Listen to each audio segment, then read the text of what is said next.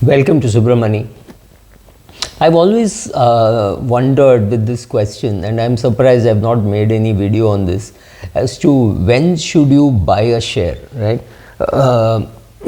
Should you be buying a share when everybody is happy about the share and everybody is talking about it, or should you be buying a share when nobody wants to talk about it and it's not a great share to be holding? So I can give you a few examples. Tata Power was struggling with one project in Gujarat where they were not getting a remunerative price and the cost was far greater, but they had made the commitment. So obviously other bidders would not have allowed the government to compensate it. So it was struggling with that, and it was hardly able to pay the interest, and it was I don't know whether it skipped dividend, but it definitely one particular project with a huge cost, which was an ultra power project, the company was suffering. But I know one thing about such companies. If there is just one problem which has to be solved, you know that overnight, one day it can be solved, and because it was a Tata Group company, it sustained a price of at least 80 rupees. If it was some other company, they would have just beaten it down to 10 bucks or things like that, like what happened to Suzlon. Right, one problem like Germany, and Suzlon took a massive hit. It got its name spoiled, and it is still languishing below 20. So same thing in Tata Power. Tata Power stayed at 80 rupees for a very long time, testing everybody's patience. And then one day it got removed from the indices and it got beaten down to 30. At 30 rupees, there was somebody who says, who was telling me that I would want to go short in Tata Power. And I asked him, what is the logic in going short in Tata Power? How much can you make? 30 bucks, right? It can go to zero. But here was a Tata Group company in the A group, or it had just got out of A group, I'm not very sure, and it was being removed from indices, which was to me a fantastic signal to be buying at 30, simply because I knew that once a company is removed from the index, all the index funds will have to sell, and all the large groups, or rather the large cap companies, which large cap funds would have to sell because they were hugging the benchmark indices. So you knew all of this would, all these people would be selling. So from 80 to 30, it was just that sale. So at every price it looked attractive, but the chart said no, it's not yet attractive. So at 30 rupees, when my friend was thinking of selling, we got data that the current management bought personally and Tata Sons also bought. There can't be a better signal for you to go and buy Tata Power at 30. So I entered Tata Power at 30, I exited Tata Power at 260. In fact, I remember having this discussion with my broker. I said 200, I'll sell it off. At 30, I was making that statement, and he said, what are you saying? 30 to 200. I never expected such a huge, fast, furious rise. I knew the rise would happen over 5-6 years. I did not expect it to happen over 5-6 months, maybe a year. I remember when I sold, I had some short-term capital gain and some long-term capital gain. So to that extent, yes, somewhere within a year. But then the time to buy was at 30. At 260 or 250, you will hear stories of the smart meter and the EV cars and all that, and make Tata Power a good buy. Is it a good buy? Yes, maybe, maybe not. I'm not recommending, but I have, if I bought it at 30 rupees, I can afford to stick on for a longer time. Similarly, you take shares of Patanjali. Patanjali was quoting at about 1300 rupees not long ago.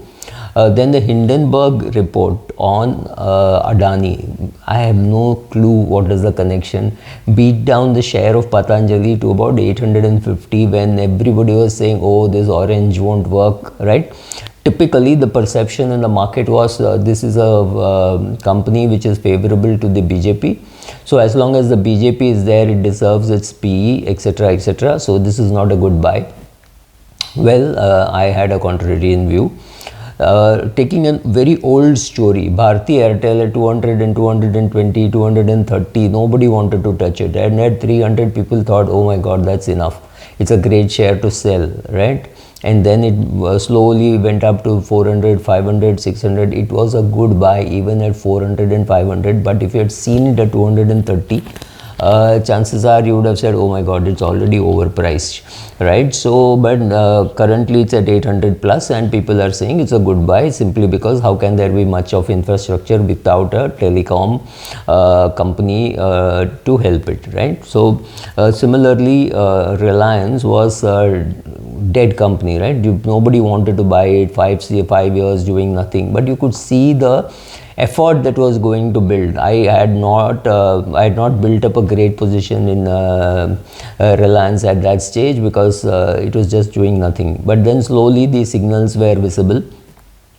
Jio, you knew, would put cash into their hand. You knew that Reliance Retail would change the PE. Now, if retail is pushed out as a separate company, if Jio is pushed out as a separate company, if Reliance Finance or Jio Finance, as it is called, is pushed out as separate companies, you will realize all the value unlock will happen in the price of Reliance.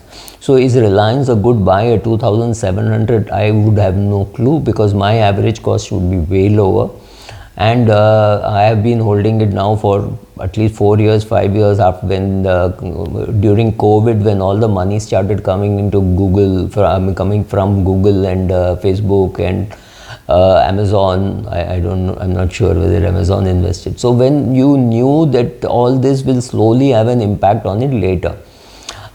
So the time to buy a share is when nobody loves it, when it is hated. I've done videos on value investing. So have a look at them. You have got to buy a share when at the time when you think everybody is writing it off and you can't understand the logic. Let me give you an example of Coal India. At 119 rupees, it was giving me 15, 17 kind of 15, 16% kind of dividend yield, right? So at that dividend yield, it was a no-brainer, and you got indicators because when Prashant Jain and Naren were holding it in their portfolio, you did not need better signals than that, right? So was it a good buy? To me, it was a good buy. So I bought, I held, I sold, I did everything, but I'm still holding a decent bit. And 203 rupees, I sold some shares at 235, then the dividend happened and the price fell to 203. So at 203, I said 20 rupees dividend also, I put it in my pocket. Now what more can I want? At 203, I got a research report from one broker saying this is worth selling because coal prices are soft, etc. And I was pulling my hair saying, I'm still getting a 10% dividend yield on market price. Why would I sell at this price? And I actually went and bought at 202 recently, and now it's back to 235, and I do think it's a good share to be held on till maybe 300, as long as we have these jocular concepts like ESG and coal should not be burnt kind of groups, the Greta Thunberg kind of groups around, because we are still going to be fossil fuel dependent for 80-90% of our fuel. So we have to stop fooling ourselves, right? So to me, Coal India looked good at 203 also, having bought at 119. I sold at 180, bought it back at 170, lot of these things. My take is very simple. These are not examples I'm giving you to say what I did. Of course, this is what I did. But the time to buy a share is when it is completely unloved. The PSU banks were completely unloved. So the PSU bank ETF was completely unloved. And that was a good time to be buying. Similarly, your IT companies were unloved few months ago, and everybody said, oh, America, recession, etc., etc. It was a good time to be buying small bits and pieces of pharma companies or IT companies. You knew one day the tide will turn and you will be able to encash all that. So the logic is very simple. You don't buy a share when everybody says it's a good buy. That's time, it's too late. I think 600 rupees is too late to be buying State Bank of India if you want the real, if you want to make real money. At 150 rupees, it was a steal, nothing short of a steal. So when I was buying at 100, when I bought at 150, I didn't buy too much, but I bought at 150. I was talking to a fund manager and I asked him what kind of a price target should one keep. So he said 800, and I completely agreed with him. So at every price, whenever there is a jump, I sell and I buy it back, because some news report, some Hindenburg saying Adani Group is in problem, you will find a 30 or 40 rupee fall in State Bank of India. Makes no sense at all. It's a good share worth accumulating. I still see a price of 800 in it. So at 600, would I buy? No, I wouldn't buy, because I am looking for something to buy at 150 to sell at 800. Would I still buy some State Bank of India? The answer is yes, if I have a short-term money available and I am willing to punt on the speed at which it will go from 600 to 800. But since I am not able to do that, I wouldn't be buying it in a speculative position also. So I think you should look at the share, look at the EPS, look at the price earning ratio. You know one thing, and I've repeated this many times to say that the market is a function of EPS and PE. So if you are confident about your working that you have done and about the industry, and you are willing to wait 2 years, 3 years, 5 years, that is the way you go about buying a share. Not when everybody is saying, oh, I think Reliance is worth buying, or things like that.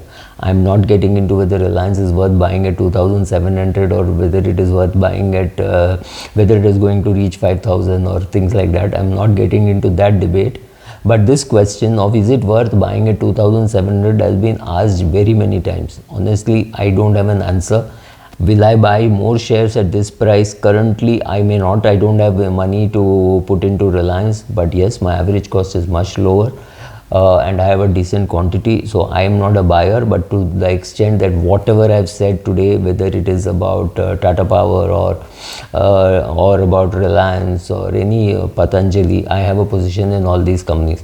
Another company to talk about is when there is a recession in the market or markets are doing badly, people would go and dump companies which are discretionary, or they think they are discretionary, like Mahindra Holiday Resort, Thomas Cook, right? Discretionary.